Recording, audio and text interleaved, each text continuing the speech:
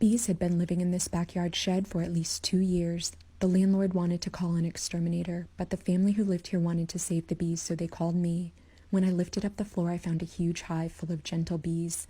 The hive was so big I had to remove another section of floor to access the entire thing. Then I started removing the hive. Whatever I removed from the original hive went right into the new one so the bees would have everything they need to survive. After I removed all of the comb, I started scooping bees into the new hive.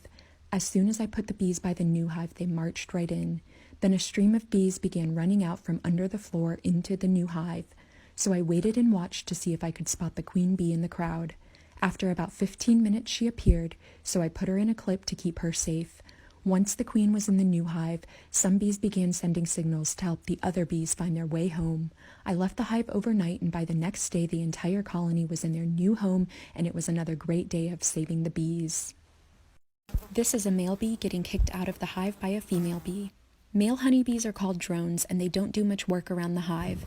They don't collect food, they don't take care of the baby bees, they don't build the hive, and they don't defend the hive since they don't have stingers. This is why you've probably never seen a male honeybee before unless you've been near or inside of a hive. Male bees only have one job, to mate with a queen. So when mating season is over and winter is coming, the worker bees force all of the drones out of the hive. Sometimes they chase them out, sometimes they drag them out. But once they're out of the hive, the male bees will either starve or freeze to death. In fact, you can often find a pile of dead male bees on the ground around the entrance of the hive. During the winter, there aren't as many flowers in bloom and food is scarce. The drones are just more mouths to feed at a time when resources are low. Since they're no longer making significant contributions, the female bees have to get rid of the males for the survival of the colony. Bees were living in this water meter and I was called to remove them, so I lifted the cover to reveal a beautiful hive. The bees hadn't been there for very long, but they had already built a lot of comb. The comb had eggs and baby bees, which let me know that the colony had a healthy queen. There was also pollen and nectar, but there was barely any honey yet. I put the comb into frames of the new hive so the bees would have everything they need after I moved them.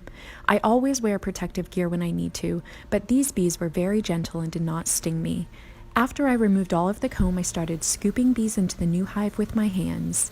As I was scooping bees, I noticed that the bees were going straight into the new hive, which let me know that the queen was probably already in there, so I gave the bees some smoke to move them a little quicker. Just like you and I do, bees move away from smoke, so as I used my smoker, the bees marched out of the old hive and into the new one to follow their queen. I waited for all the bees to get into their new hive, then I closed up the hive, loaded it into my truck, and it was another great day of saving the bees.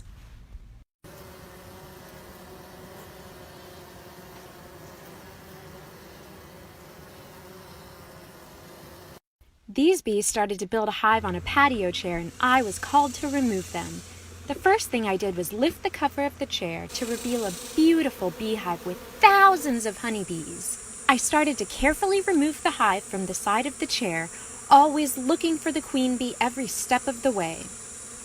As I removed each piece of comb, I put it in wooden frames of the new beehive using rubber bands to secure it for transit so that the bees could use it later on. There was a lot of comb, but also a ton of bees. So I used my hands and started scooping bees into their new hive while looking for the queen. Soon enough, I found her. Do you see her in there? She's the largest bee in the hive.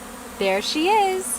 I put her into the new hive and all the other bees started to go right in since they wanted to be with their queen. And this was all actually on the second story of a house, so I used some rope to lower the hive to the ground and I saved the bees.